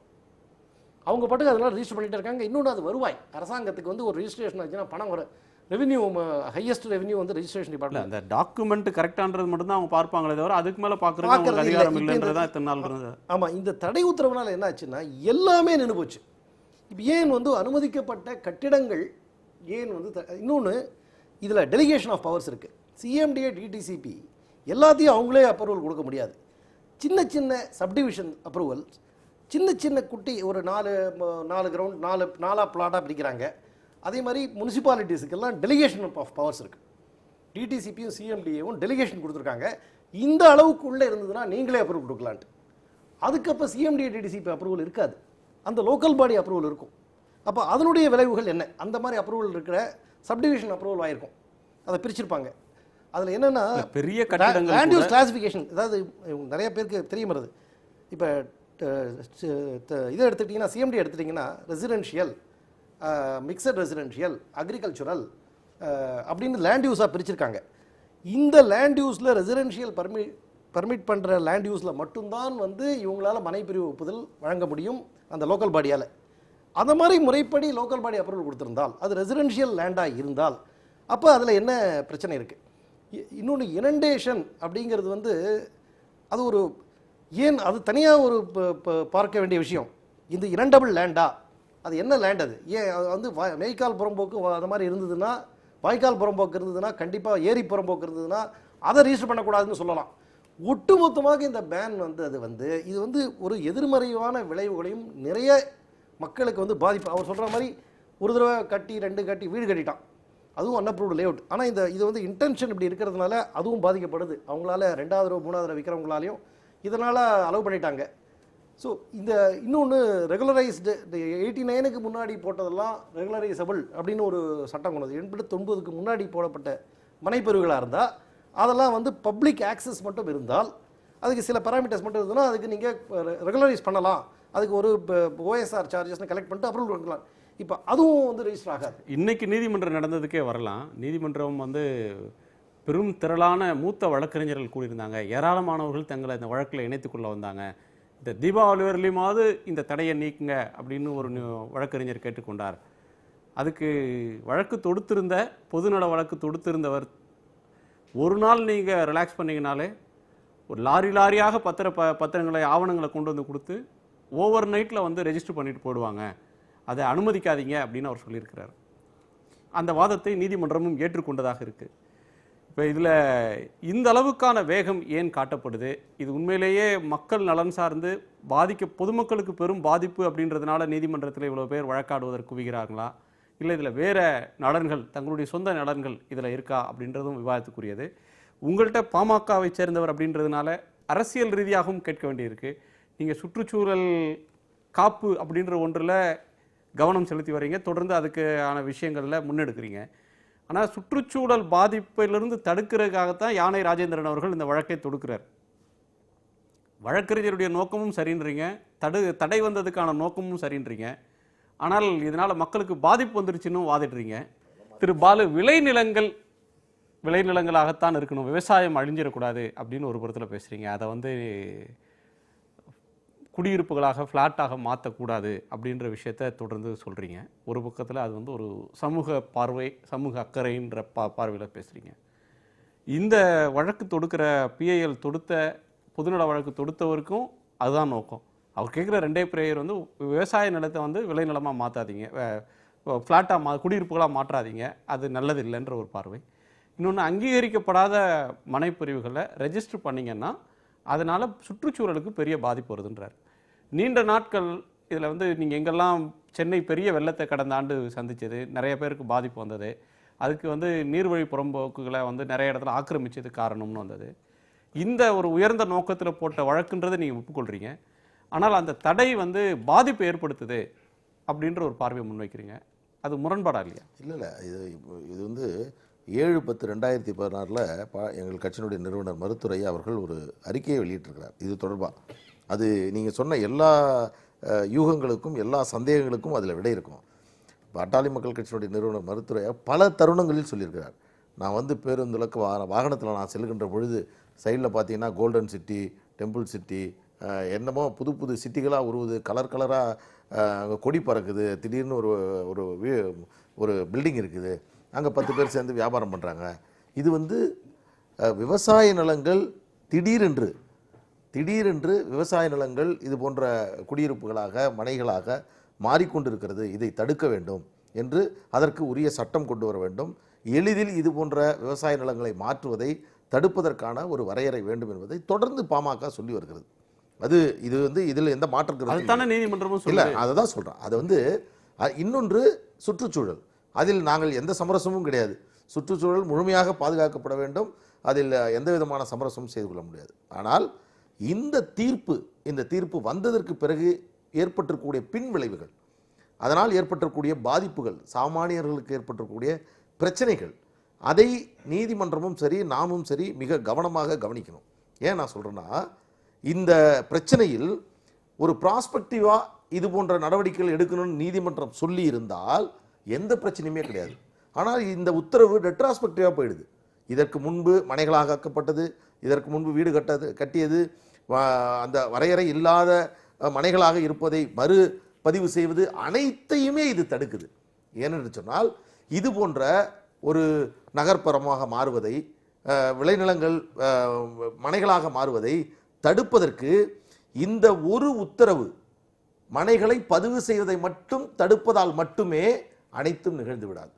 அதுதான் மிக முக்கியமானது. நீதிமன்றத்துக்கு ஏதோ ஒரு கோபம் இல்ல கோபம்னா இல்ல, அதாவது இல்ல, அதாவது மிக முக்கியமானது என்னன்னா, நீதிமன்றத்திலோட ஒரு வழக்கை தொடுக்கின்ற போது அந்த வழக்கினுடைய சாராம்சத்தை பார்க்கின்ற பொழுது இது போன்ற நீர்பிடிப்பு பகுதிகளை வேறு எந்த காரணத்துக்காக மாற்றக்கூடாது என்பதை உச்சநீதிமன்றம் தான் மிக கடுமையாக்கி இன்றைக்கு அது வந்து நடைமுறைப்படுத்தப்படுகிறது. அதனுடைய ஒரு அடுத்த கட்ட ஒரு பரிணாமம் தான் இந்த தீர்ப்பு. ஆனால் இதனால் வரக்கூடிய பாதிப்புகளை நீங்கள் பார்க்கணும். இப்போ ஒரு உதாரணத்துக்கு விவசாயிகளை பற்றி தான் நம்ம முக்கியமாக பார்த்தாகணும்.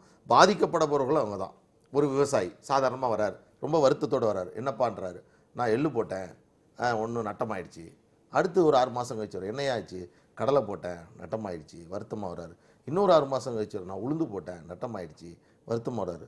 அடுத்த 6 மாதம் கழிச்சு ரொம்ப சந்தோஷமாக வராரு. இப்போ என்ன ஆச்சு அப்படின்னா நான் பிளாட் போட்டேன், மகிழ்ச்சியாக இருக்கேன் என்று சொல்லுகிறார்.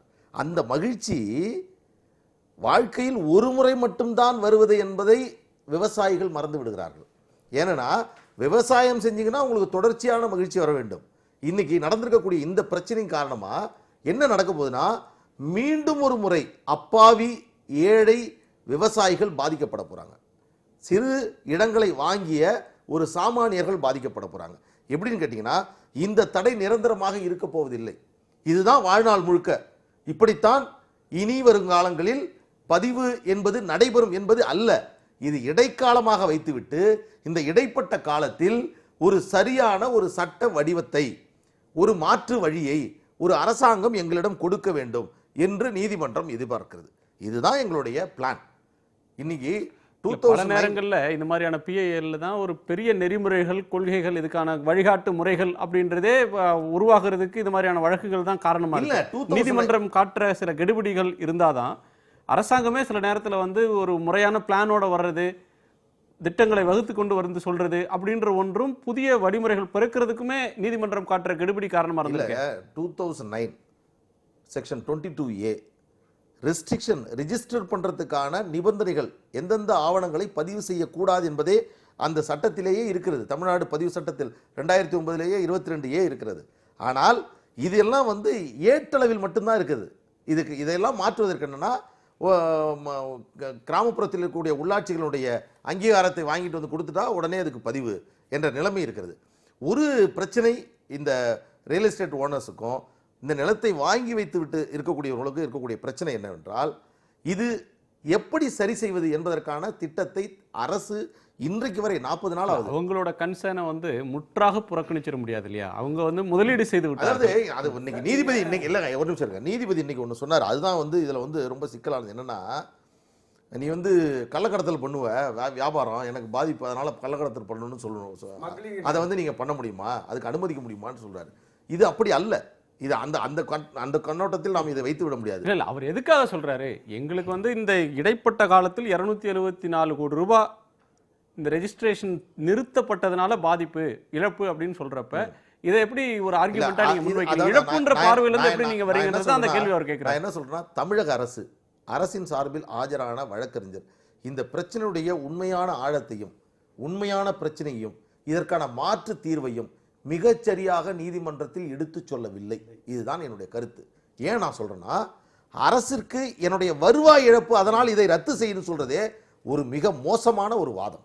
அது ஒரு தவறான வாதம். அந்த வாதத்தை முன்வைக்க கூடாது. இந்த இடைக்கால தடை அவசரமா போறதுக்கு என்ன சார் அது காரணம்?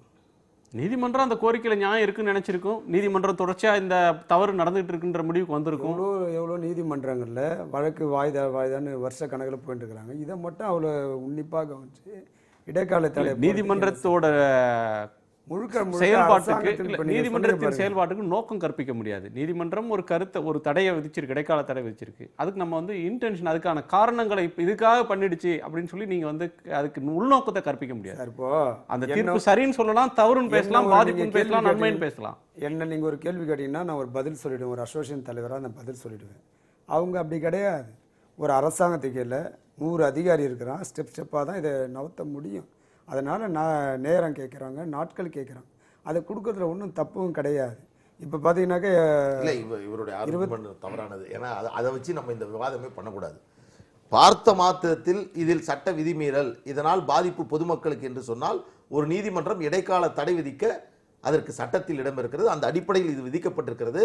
அந்த இடைக்கால தடையை ஒரே நாளில் மாற்ற முடியும் அரசு நினைத்தால், அல்லது அதில் பாதிப்பு. நீதிமன்றத்தை கன்வின்ஸ் செய்யணும். நீங்க கொடுத்தீங்க ஆவணங்களோட, ஆதாரங்களோட, தரவுகளோட நீதிமன்றத்தை நீங்க கன்வின்ஸ் பண்றதே தான் போதாதுன்றீங்களா? நீங்க கொடுக்குற கன்வின்ஸ் வந்து எனக்கு பத்தாது, இன்னும் கொஞ்சம் அதிகமா கொடுங்க, பிரிச்சு கொடுங்க அப்படின்னு அவரு கேட்குறாரு. அதுக்கு உண்டான வேலை தான் நடந்திருக்குது. இது வந்து பார்த்தீங்கன்னா சார், முழுக்க அரசாங்கத்தினுடைய மத்தன போக்கு அப்படிதான் நம்ம சொல்லணும். இதை தவிர வேற ஒன்றும் ஒரு காரணமும் கிடையாது. இன்றைக்கி வந்து தமிழகத்தினுடைய முதல்வர் வந்து உடல்நிலை சரியில்லாமல் ஹாஸ்பிட்டலில் இருக்கிறாங்க.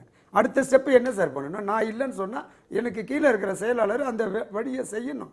இன்றைக்கி நிதியமைச்சராக இருக்கிறவர் தான் இதை கூர்மையாக கவனித்து தமிழ்நாடு, இப்போ நீங்கள் எல்லாமே பேசுகிறத பார்த்தா ரியல் எஸ்டேட் ஓனராகவே இப்போ அண்ணன் சொன்னார், 2 மாதத்தில் வியாபாரம் பண்ணால் காரில் போகிற அண்ணன் என்ன பண்ண சைக்கிளில் வந்தார், அவரும் தான் ஒரு காரில் வந்தார். அதுக்கு பிரச்சனையே இல்லை. விவசாயி மட்டும்தான் மனுஷன். அப்போது தரகர் தொழில் செய்கிறவங்க மனுஷன் கிடையாது. அப்போ என்ன நீங்கள் அதாவது இன்னைக்கு நாடே எப்படி பண்ணுறீங்கன்னா கேவலமான நிலைமையில் பண்ணிருக்குது. விவசாயி மட்டுமே பேசுகிறாங்க, அரசியல் பேசுகிறாங்க இவங்க. இன்னைக்கு படித்தவன் வேலை இல்லாதவன் என்ன பண்ணுறான், ரியல் எஸ்டேட் தொழில் செய்கிறான். தரகர் எவ்வளோ பல்லாயிரம் குடும்பங்கள் இப்போ ரியல் எஸ்டேட் உங்களை வந்து யார் என்ன சொன்னா?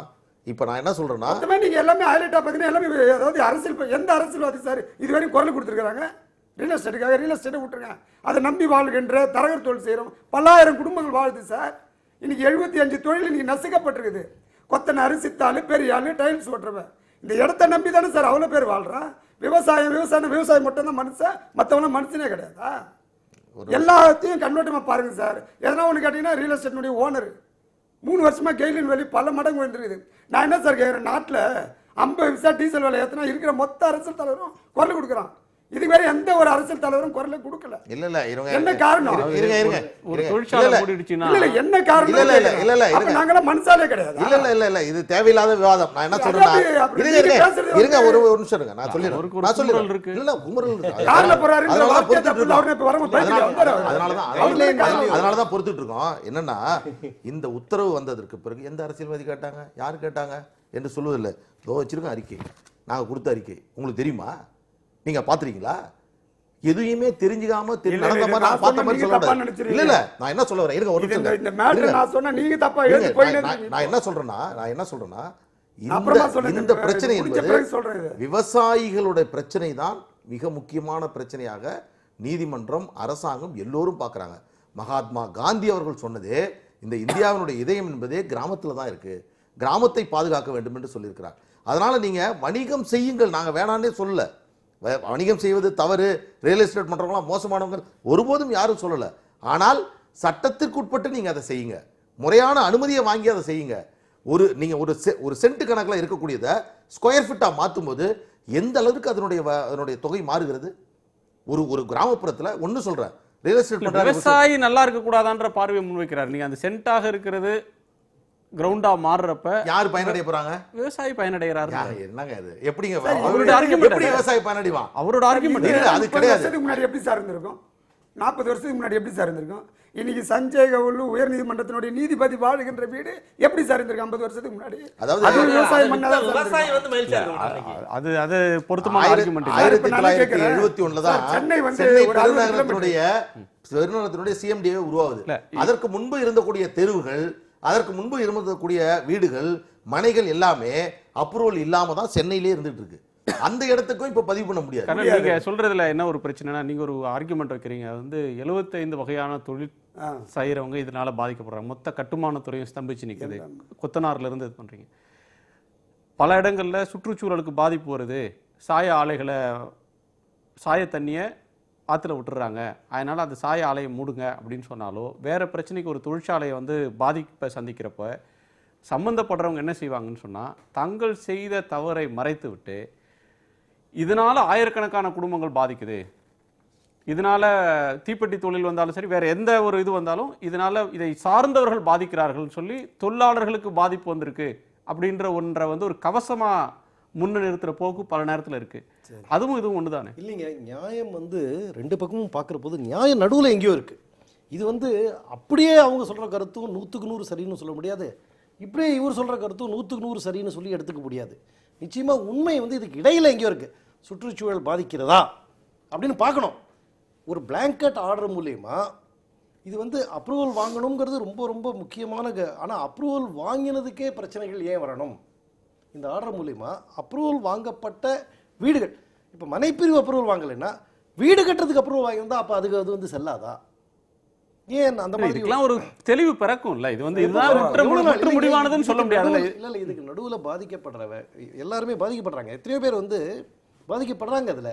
அதில் அது தேவையா? அதுக்கு வந்து ஏன் ஒரு விரைவாக ஒரு இப்போ இன்னைக்கு ஸ்டே ஆர்டர் கொடுத்தாங்க, மறுநாளே நம்ம பேசலை. எவ்வளோ நாள் நடுவில் 40 நாள் இவ்வளவு நாள் கடந்திருக்கு. இந்த 40 நாட்களில் என்ன நடவடிக்கை எடுக்கப்பட்டது? இதனுடைய உச்சநீதிமன்றத்துக்கு போயிருக்காங்க, சுப்ரீம் கோர்ட்டுக்கு போயிருக்காங்க, ரியல் எஸ்டேட் தொழில் போனவங்க அதுக்கு போனாலே அதற்கு ஒரு தவறான வடிவம் தான் கற்பித்துருவாங்க. இப்போ வந்து இப்போ இவர் போறாரு, யார் வேணா ரியல் எஸ்டேட் துறையை சேர்ந்தவர்கள் கோர்ட்டுக்கு போனாலே அவர்கள் தவறானவர்கள் அப்படின்னு ஒரு அபிப்பிராயம் வந்து உருவாக்கப்பட்டிருக்கு. இது வந்து எல்லாராலையும் அதாவது தவறானவர்கள் எல்லா துறையிலும் இருக்காங்க. கண்டிப்பாக வந்து ஒரு இந்த துறையை மட்டும் சொல்ல முடியும், எல்லா துறையிலும் தவறானவர்கள் இருக்கார்கள், நல்லவர்கள் இருக்கார்கள் இல்லையா? ஆனால் ரியல் எஸ்டேட் துறையில் நல்லவர்கள் இருக்கிறாங்க இல்லையா? அப்போ அவங்க ஏன் பாதிக்கப்படணும்? ஏன் வந்து ஒரு ஒட்டுமொத்தமாக ஒரு பேங்க் தவறு நடக்கிறதுங்கிறது கண்டிப்பாக களைய வேண்டியது தான். அதில் ஒரு விதிமுறைகள் இதெல்லாம் இல்லை இது மட்டும் கண்டிப்பாக நிறுத்தி ஆகணும், இது வந்து புறம்போக்கு லேண்டில் இருக்கு. என்ன விதிமுறையை கொடுத்தாலும் அதை ஃப்ளோட் பண்றாங்க. அதை வந்து அதற்கு என்ன வகையில் குறுக்கு வழியில மீறுறது அப்படின்றதுக்கான வழிமுறைகளை பார்க்கறாங்க அப்படின்ற குற்றச்சாட்டும் தொடர்ந்து வருது. அதனால இவங்கள்ட்ட வாங்கக்கூடிய நுகர்வோர் பாதிக்கப்படுற சம்பவமும் தொடர்ந்து தவறுகள் செய்யறவர்கள் மேல நடவடிக்கை எடுக்கப்படுகிறதா? நடவடிக்கை எடுக்கப்பட்டால் எதுக்காக நடவடிக்கை எடுக்கணும்? தவறுகள் குறைக்கணும்னா தவறுகள் செய்பவர்கள் மீது நடவடிக்கை எடுக்க வேண்டியது தானே? ஏன் எடுக்க மாட்டேங்கிறாங்க? இல்ல, அரசாங்கம் ஏன் நடவடிக்கை எடுக்கணும்? நீங்க உங்களோட கிரெடாய் அமைப்பு இருக்கு, உங்களுதுல வந்து ஒரு சங்க உறுப்பினர் ஒருத்தங்க தவறு செய்யறாங்கன்னு சொன்னா அந்த அமைப்புக்கு மாரல் ரெஸ்பான்சிபிலிட்டி. பொதுமக்களும் வந்து நாங்க வந்து எவ்வளவோ வந்து நான் வந்து சிஎம்டிலையும் வேலை பார்த்துருக்கிறேன். நாங்க இப்போ என்னுடைய கட்டுமான கம்பெனிகளையும் நாங்கள் சொல்றோம் அப்ரூவல் இருக்கான்னு பார்த்து வாங்குங்கன்னு சொல்றோம். ஆனால் பொதுமக்கள் வந்து அப்ரூவல் இல்லாத இருக்கிறது கொஞ்சம் விலை கம்மியாக இருக்குன்னா போய் வாங்குறாங்க.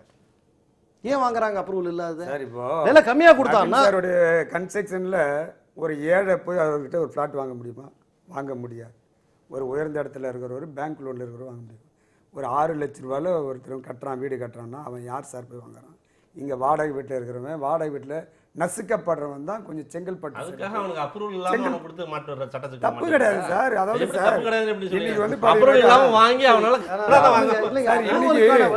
கார்லயே BMW கார் இது, ஃபார்ச்சுனர் கார் இது, அம்பாஸ்டர் கார் இது, நோனா கார் மட்டும் இருக்குது. அவன் வசதிக்கு ஏற்ற மாதிரி வாழ்ந்து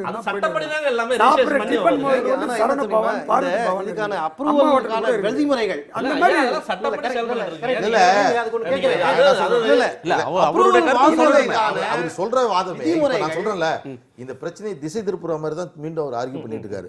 இவரு சொல்றதுக்கு இருக்குதா, நான் மாறு கருத்து சொன்னேன்னு வச்சுங்க இயற்கைக்கு விரோதமா போயிடும். இப்போ சேலத்துல இருந்து இவரை மாதிரி முதலீடு போட்டவங்க ஒரு 4-5 பேர் என்னுடைய அலுவலகத்துக்கு வந்தாங்க. ஒரே ஓவர் த நைட்லங்க இந்த மாதிரி பண்ணக்கூடாதுட்டாங்க. நாங்கள் நிறைய பணத்தை கடனை வாங்கி போட்டு வட்டிக்கு வாங்கி நாங்கள் முதலீடு செஞ்சிட்டோம், இதை விற்றாதான் நான் மாற்ற முடியும் என்று அழாத குறையா அவர்கள் அத்தனை பேருமே நின்று பார்க்குறாங்க. இப்போ என்ன பிரச்சனைனா, இந்த உத்தரவு வந்தது நம்மளுமா ஏறக்குறைய 2017 ஜனவரியிலிருந்து இது போன்ற பதிவுகள் ரத்து செய்யப்படுகிறது என்று சொன்னால் அதற்கான மாற்று வழியை அவங்க ஏற்பாடு பண்ணுவாங்க. ஆனால் இது போன்ற வழக்கு யார் தொடர்ந்தாங்க, எப்போ நீதிமன்றத்துக்கு வந்தது, என்ன விசாரணை நடக்கும், எதுவுமே அவங்களுக்கு தெரியாது. இப்போ இவங்கள மாதிரி இன்வெஸ்ட் பண்ணவங்களுக்கு திடீர்னு ஒரு உத்தரவு வரும்போது இவங்கள மாதிரி இன்வெஸ்ட் பண்ணவங்களா இருந்தாலும் வாங்கி பண்றவங்களா இருந்தாலும் அவங்களுக்கு பேராபத்து, பெரிய பிரச்சனை. அது வந்து ஒரு பிரச்சனை. ஆனால் அதை தாண்டி இவருடைய ஆர்குமெண்ட் என்னன்னா, இப்போ நாங்கள்லாம் இல்லையா, நாங்கள் எப்படி வேணாலும் பண்ணக்கூடாதா, நீங்கள்லாம் சம்பாதிக்க. நான் என்ன சொல்கிறேன், நான் 20 வருஷம் கஷ்டப்படுறேன், நீங்கள் 6 மாதத்தில் பண்ணிடுறீங்களேங்கிறதா பிரச்சனை. ஆனால் அது கூட நீங்கள் செய்யுங்க, வேணான்னு கூட சொல்லலை. முறைப்படி சட்டப்படி எல்லா அனுமதிகளையும் வாங்கி நீங்கள் முறைப்படி பண்ணுங்க. இதில் யார் வேணான்னா, இதை பாருங்க, சிஎம்டி அப்ரூவல் வாங்கியிருக்கேன், டிடிசிபி அப்ரூவல் வாங்கியிருக்கேன், நான் வந்து இடத்த வைக்க போறேன்னு சொல்லுங்க, உங்களுக்கு பிரச்சனை இல்லையா? சிஎம்டிக்கும் டிடிசிபிக்கும் நாங்கள் எதிரியே கிடையாது. எளிமைப்படுத்துங்க, அதில் என்னென்ன இருக்குதோ 3வது ஒரு அப்ரூவல் கொண்டுன்னு வாங்க, ஒரு ஏழைக்கு ஏற்ற மாதிரி ஒரு அப்ரூவல் கொண்டுன்னு வாங்கன்னு. இப்போ பாலன் ஏழைக்கு ஏற்றுறதுன்னா என்னங்க சார்? அதாவது இப்போ சிஎம்டி அப்ரூவ்டு இருக்குது. இப்போ சிஎம்டின்னா அண்ணன் சாரம் மாதிரி வாங்குற ஒரு முதலாளிங்க, டிடிசிபி அப்படின்னா வில்லேஜில் போகிறாங்க. ஒரு எளிமைப்படுத்துங்க. ஒரு ஒரு ரொம்ப ஒரு ஆட்டோ தொழிலாளி ஒரு இடத்த வாங்கணும், அவன் எப்படி வாங்குவான்? ஒரு சைக்கிளில் போகிறவன், ஒரு கூலி வேலை செய்கிற ஒரு கொத்தனார் இடம் வாங்கினா எப்படி வாங்குவான்? அதுக்கு ஒரு 3வது முறையாக பஞ்சாயத்து அப்ரூவல்னு ஒன்று கொண்டுன்னு வாங்க, அந்த பஞ்சாயத்து அப்ரூவலுக்கு கொடுங்க. இதில் என்ன இப்போ நம்ம என்ன கேட்குறோம்? நீங்கள் முறைப்படுத்துங்க தானே கேட்குறோம்.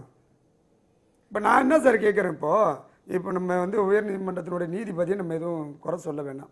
நீங்கள் எல்லாமே ரியல் எஸ்டேட் ஓனராகவே இதுதான் நீங்கள் எல்லாமே முழுக்கவே பார்க்குறீங்க. இதுக்கு ஒரு முடிவு என்ன? அரசாங்க தரப்பில் கரெக்டான விளக்கத்தை கொடுக்குற விளக்கம் அவருக்கு போதியதாக பத்தலை.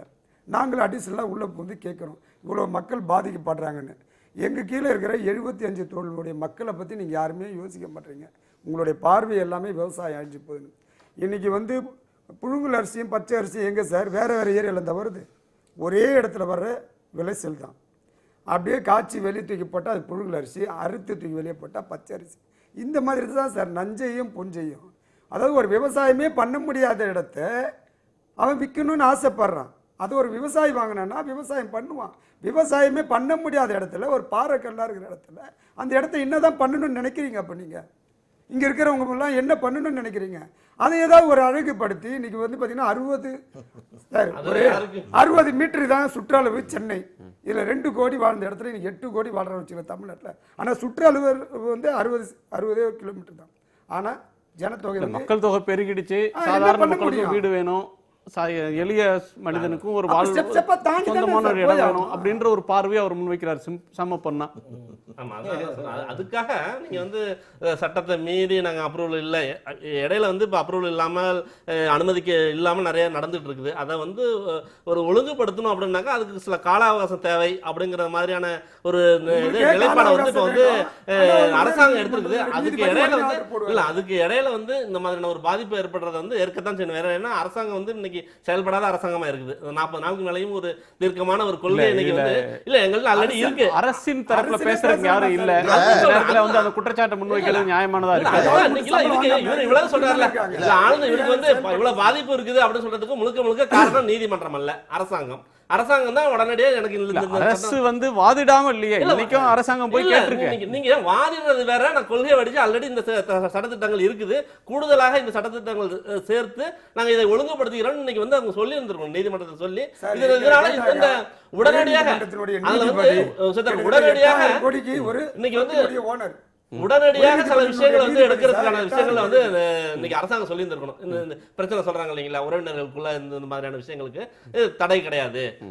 இவர் சொல்றது வந்து ஆல்ரெடி வந்து நாங்க வந்து பில்டிங்கான அப்ரூவல் வாங்கியாச்சு, அதன் பிறகு இப்போ போனாக்கா திரும்ப வந்து இந்த மாதிரியான சென்னை உயர்நீதிமன்றத்தில் உத்தரவு இருக்கு, அதனால நாங்க பண்ண முடியும்னு சொல்றது. இந்த மாதிரியான விஷயங்கள்லாம் பண்ணக்கூடாதுன்னு ஒரு உத்தரவு போடணும், அவ்வளவுதான். இந்த பிரச்சனை இப்போ வந்துருச்சு. இதனுடைய அடிப்படை காரணத்தை நம்ம எல்லாம் விவாதிச்சிட்டோம். இதற்கு காரணமானவர்கள் நீங்க வரிசைப்படுத்துங்க. ஒன்று நில வணிகம் செய்யக்கூடியவர்கள் அல்லது வீடு கட்டினவங்க, இது ஒரு புறம். இதற்கெல்லாம் அனுமதி கொடுத்துருக்காங்கல்ல, ஒரு ஐஏஎஸ் ஆஃபீஸர் ரோடு போட்டார்ல, அதற்கு மின்சாரம் கொடுக்குறார். எந்த ஒரு அதிகாரி மீது நான் நடவடிக்கை எடுக்கணும் ஒரு அரசாங்கம் சொல்லட்டும். இன்றைக்கி 40 நாள் ஆயிடுச்சு, இந்த பிரச்சனை ஸ்டே இருக்குது. ஒரு 5 ஐஏஎஸ் ஆஃபீஸர் ஒரு உத்தரவால் பாதிக்கப்படுவாங்கன்னு சொல்லிட்டோம். இந்த அரசு நிர்வாகம் என்ன செஞ்சுட்டு யோசிச்சு பாருங்க. ஒரு அரசு ஊழியர், ஒரு உயர் அதிகாரி, அவருக்கு பாதிப்பு ஏற்பட்டால் ஒரு அரசாங்கம் துடிக்கக்கூடிய அந்த துடிப்பு ஒரு சாதாரண சாமானியனுக்காக இந்த அரசாங்கம் செயல்படுவதில்லை. இன்றைக்கு இந்த அங்கீகரிக்கப்படாத மனைகள் கொடுக்கப்பட்ட பகுதிகளில் இன்னைக்கு லோன் வரைக்கும் வாங்குறோம். அனைத்தும் அங்கே அந்த பகுதியில் நடக்குது. அத்தனை அனுமதியும் லோனே விட்டுருங்க. நான் என்ன சொல்றேன், நீங்க வந்து இபி கனெக்ஷன் கொடுக்குறீங்க. இபி வந்து கனெக்ஷன் வந்து ஒரு பட்டா இருக்கிற இடத்துல ஒரு அனுமதிக்கப்பட்ட கட்டிடத்தில் தானே கொடுக்கணும். எப்படி அனுமதி கொடுக்கப்படுகிறது, எப்படி குடிநீர் கொடுக்கப்படுகிறது, எப்படி கழிவுநீர் தரப்படுறாங்க. அதை தாண்டி அந்த பகுதியில் இருக்கக்கூடிய முதல்ல ஒருத்தர் கேக்குறப்ப கொடுக்கிறது இல்ல. நான் என்ன சொல்றேன், அதே இடத்துல வந்து 1000 வீடுகளாக 500 வீடுகளா மாறுறப்ப நீங்க சொன்னீங்களா இதுக்கு என்ன மாற்று வழிங்கிறீங்களா? அதுதான் முக்கியமா. அரசாங்கம் இந்த எல்லா பிரச்சனைகளையும் உள்ளடக்கி ஒரு நிரந்தர தீர்வுக்கான ஒரு முடிவை ஒரு அரசாங்கம் எடுக்கணும். அதை எடுக்கல. இது இன்னைக்கு ஒரு ரிஜிஸ்ட்ரேஷனை மட்டும் கட் பண்றதுனால இந்த 2 பிரச்சனைக்கான தீர்வாக இது மாறுமா என்று சொன்னால் நிச்சயமா மாறும். குமார், நீதிமன்றம் சொன்ன ஒரு வரியை சொல்லி நம்ம நிறைவு கருத்து உங்கள்கிட்ட கேட்க விரும்புகிறேன். நீங்கள் வந்து எங்கள்கிட்ட பல பேர் வழக்கு தொடுக்க வர்றாங்க, கடுமையான ப்ரெஷர் தர்றீங்க, ஒரே நேரத்தில் அவசர வழக்கு எடுங்க அப்படின்னு சொல்கிறீங்க. நீங்கள் ஏன் இவ்வளவு ப்ரெஷர் கொடுத்தா ஏதாவது நடந்துடும், இவ்வளோ அழுத்தம் கொடுத்தா உடனே ஏதாவது பரிகாரம் கிடைத்து விடும் அப்படின்ற நம்பிக்கையில் நீங்கள் வர்றீங்க. ஏன் இதை நடத்துறீங்கன்னு எங்களுக்கு தெரியும். ஆனால் இந்த மாதிரியான அழுத்தங்களுக்கு நாங்கள் பணிந்து போக மாட்டோம், இடம் தந்துட மாட்டோம், ஈல்டாயிட மாட்டோம். இந்த பதிவுகள் நின்று போனதுக்கு நாங்கள் மட்டும்தான் காரணம்னு நினைக்கிறீங்களா அப்படின்ற ஒரு கேள்வியோடு அவர் நிறுத்துறார் நீதிபதி. இப்போ தமிழ்நாட்டில் மட்டும்தான் இந்த மாதிரியான பிரச்சனைகளா? வேறு மாநிலங்களில் நில பயன்பாடு, கட்டடம் கட்டுறது, இதுக்கு வந்து மற்ற மாநிலங்களில் இல்லாத ஒரு பிரச்சனை தமிழ்நாட்டுக்கு மட்டும் வந்துருச்சுன்னு சொல்கிறதா? அங்கெல்லாம் வரிமுறைகள் நெறிமுறைகள் கரெக்டாக இருக்குன்னு பொருளா? இல்லை, எல்லா மாநிலங்களிலும் இந்த மாதிரி சிக்கல்கள் இருக்கத்தான் செய்கிறது. தமிழ்நாட்டில் மட்டும் தனியாக இருக்குன்னு சொல்ல முடியாது. அவருடைய கருத்து வந்து ரொம்ப வரவேற்கத்தக்கது. அதாவது இந்த பொதுவாக இந்த கருத்துன்னு பார்த்தால் இது வந்து மிக நல்ல ஒரு தடை உத்தரவு. இது வந்து மாற்று கருத்தே இருக்க முடியாது, எல்லாருமே ஒத்துக்க வேண்டியதுதான். ஆனால் நடைமுறைப்படுத்தி கண்ணன் வந்து ஆமாம் இல்லை அவருடைய பாதிப்புகளை சொல்கிறார். அதாவது மக்களில் பலதரப்பட்ட மக்கள் இருக்கிறாங்க. அந்த மாதிரி மக்களுக்கு அவங்களுடைய அவங்களோட வாழ்வாதாரம் ஆர்குமெண்ட் தடை என்பது அவசியமற்றதுன்றது அவங்களோட ஆர்குமெண்ட். அவர் அதில் வாழ்வாதாரத்துக்கு என்ன வழி, அப்போ அதுக்கு என்னன்னு கவனிக்கலாம். அதாவது அவர் சொல்கிறதுல கருத்துக்களில் அதில் வந்து நிச்சயமாக ஒரு உண்மை இருக்குது, அதை பார்க்கணும். அதை நம்ம இக்னோர் பண்ணிவிட்டு நம்ம போயிட்டே இருக்க முடியாது. அவர் கருத்துக்களில் ஒரு ஆணித்தரமான ஒரு இப்போ வாதம் இருக்குது, அதை நம்ம உணரணும். இவங்க சொல்கிறது வந்து நிச்சயமாக வந்து இந்த மாதிரி ஒரு சொல்லுவாங்க சில சமயத்தில் கலகம் பிறந்தால் தான் ஒரு நன்மை விளையும்ட்டு. இது வந்து அந்த மாதிரி ஒரு கலக்கத்தை உண்டு பண்ணியிருக்கு. அதனால் வந்து நல்ல விளைவுகள் வரும். இப்போ ஏன்னா அரசாங்கம் இதுக்கு நடவடிக்கை எடுத்தே ஆகணும். நிறைய பேர் இது மாதிரி எல்லாரும் கத்தினா தான் இதுக்கு ஒரு விளைவு வரும், இல்லைன்னா வந்து ஒரு விடிவே வராது. இது வந்து ஏதாவது ஒரு இதுக்கு 2 பகுதி இருக்குது. நிறைய பேர் பாதிக்கப்பட்டிருக்கிறாங்கன்னு பார்க்குற பார்வை ஒன்று. இதனால சுற்றுச்சூழலுக்கு பாதிப்பு, எதிர்கால சமூகத்துக்கு பாதிப்பு அப்படின்னு சொல்லி பொதுநலக்கு வழக்கு போட்டவங்களும் இன்னொரு தரப்புல இருக்கிறாங்க. அந்த தரப்பை நம்ம கம்ப்ளீட்டா இக்னோர் பண்ணிட்டும் ஒரு விவாதத்தை பேச இல்லை முடியாது. கண்டிப்பாக பண்ண முடியாது. சுற்றுச்சூழலுக்கு அதுதாங்க என்னென்னா, இப்போ சுற்றுச்சூழலுங்கிறது ஒரு பெரிய வாதம் உலகமெங்கும் நடக்கிறது.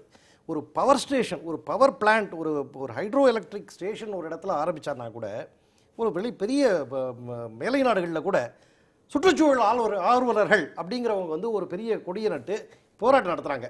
எங்களுக்கு வந்து இந்த தண்ணி போகிறது பாதிக்கப்படுதுன்ட்டு. அதுலேயும் உண்மை இருக்குது, அவங்க செய்கிறது தவறு கிடையாது. தண்ணி போகிறது பாதிப்பு ஒரு பக்கம், இன்னொரு பக்கம் நமக்கு மின்சாரம் தேவை.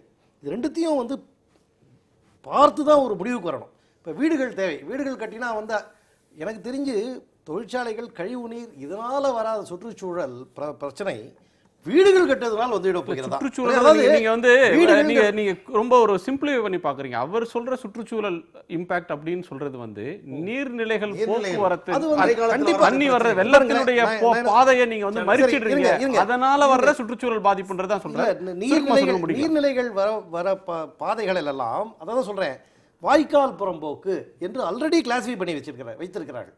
வாய்க்கால் புறம்போக்குகளை நீ கொடுக்கக்கூடாதுன்னு சொல்லுங்க, ஏரி புறம்போக்குல கொடுக்கக்கூடாதுன்னு சொல்லுங்க, அன்அப்ரூவ்ட் லேஅவுட்ல கொடுக்கக்கூடாதுங்கிறது ரொம்ப சரியான காரணம். சென்னையில பெரிய பாதிப்பு ஏற்பட்டதுக்கு இந்த மாதிரியான முறை தவறி நடந்த விஷயங்கள் தான் பெரிய பாதிப்பு ஏற்படுத்துச்சு அப்படின்னு நினைக்கிறீங்க. இல்ல அது வந்து இல்ல. அதை தொடர்ந்து நீங்க பாத்தீங்கன்னா சென்னையில அப்ரூவ்ட் லேஅவுட் நிறைய ரொம்ப மோஸ்ட் எக்ஸ்பென்சிவ் போட் கிளப் ஏரியால கூட வீடுகள் மிதந்தன. அசோக் நகர் ஹவுசிங் போர்டால் உருவாக்கப்பட்ட அசோக் நகர் ஏரியாக்கள் போன்ற ஏரியாக்களும் வாசல் 120 அடி ரோட்ல முதல் மாடி வரைக்கும் தண்ணி போச்சு. அதனால அப்ரூவ்டு இருந்ததுன்னா அந்த அப்ரூவல் இருந்தது, அந்த இடத்துல வெள்ளம் ஏன் வந்தது? இன்னொரு இடத்துல நீங்க வந்து அணை தடுத்தது, முறையா ஒரு இடத்துக்கு போக வேண்டிய தண்ணீரை தடுத்தது அப்படின்ற விஷயம் அந்த வாய்க்கால்ல வீடு கட்டணும். அந்த வாய்க்கால்ல வீடு கட்டிருக்காங்க. அதாவது எண்ணம் கரெக்ட். அந்த கோர்ட்டினுடைய எண்ணமும் நோக்கமும் மிக மிக சரியானது. சரி, 19ஆம் தேதி இந்த வழக்கு ஒத்திவைக்கப்பட்டிருக்கு. அதுல நவம்பர் 16 ஒத்திவைக்கப்பட்டிருக்கு. அன்னைக்கு இதுக்கு என்ன விளக்கம் வருது அப்படின்றத பார்க்கலாம். அது வரையிலுமான காலத்தை நீங்க கடந்து தான் ஆகணும். ஒரே ஒன்று நடைமுறைப்படுத்துதல வந்து கொஞ்சம் எல்லாரும் விவேகத்தை கடைபிடித்து இதை நடைமுறைப்படுத்தினால் தடையை தொடர்ந்தால் கூட இதில் ஏதோ பிரச்சனை இருக்கிறது போல் தோன்றுகிறது என்று நீதிமன்றம் ஆய்வுக்கு உட்படும். இந்த தடையோடையே தொடரப்போவது இல்லை. ஆனால் அதே சமயத்தில் விவசாய நிலங்கள் என்பதும் சுற்றுச்சூழல் என்பதும் நிச்சயமாக பாதுகாக்கப்பட வேண்டும். அதில் எந்த விதமான ஒரு சமரசமும் இருக்கும். நன்றி. உங்கள் நாளில் ஒரு வருகைக்கும் கருத்து போயிருக்கும். கண்ணன், நீங்கள் இறுதியாக ஏதோ சொல்லணும்னு நினைக்கிறீங்க, சொல்லுங்கள். அதாவது இன்றைக்கி பார்த்தீங்கன்னாக்கா நாடே பார்த்தீங்கன்னாக்கா ஏதோ சூனியம் வச்ச மாதிரி இருக்குது சார். என்ன காரணம் பார்த்தீங்கன்னா, இன்றைக்கி தமிழ்நாடு அளவில் படித்தவங்க பாதி பேர் இருக்கிறாங்க, விவசாயிங்க இருக்கிறாங்க, தொழிலாளி இருக்கிறாங்க. சுய தொழிலாக நாங்கள் செய்கிறோம். ஆனால் மேல்மட்டமாக பார்க்கும்போது பார்த்திங்கன்னா ரியல் எஸ்டேட் முதலாளிங்க மட்டும்தான் இவங்க பார்க்குறாங்க. அது கீழே வீடாக ஏறி அடங்கி வாடகை வீடு பிடிக்கிறது, தரகர் தொழில் செய்கிறவங்க இவங்களும் மனுஷன்தான் சார். இன்றைக்கி பார்த்தீங்கன்னா கிட்டத்தட்ட 50 நாளாக எவ்வளோ 2 இடத்துல சூசைட் பண்ணி தற்கொலை பண்ணி இறந்துட்டாங்க. இதை எவ்வளோ பேருக்கு தெரியும்னு நினைக்கிறீங்க? கோயம்புத்தூரில் பாலாஜின்னு ஒரு பையன் இருந்துக்கிறான், நங்கநல்லூரில் சுமதினு ஒரு லேடி இருந்துக்கிறாங்க. தன்னுடைய மகளுக்கு கல்யாணம் பண்ண வேண்டிய பண்ண முடியும். நீங்கள் சொல்கிற உலகம் அப்படின்றது உங்களை சார்ந்தவங்க, அது சார்ந்த ஒன்றாக இருக்குது. உங்களுடைய பாதிப்பை நீங்கள் சொல்கிறீங்க, பாதிப்பு உங்களுக்கு மட்டும் இல்லை மற்றவங்களுக்கும் இருக்குது அப்படின்ற இன்னொரு பார்வை இருக்குது. உங்கள் கருத்துக்களை பகிர்ந்து மிக்க நன்றி. உங்கள் நால்வருக்கும் நன்றி. மீண்டும் சந்திப்போம். நன்றி, வணக்கம். இது காலத்தின் குரல்.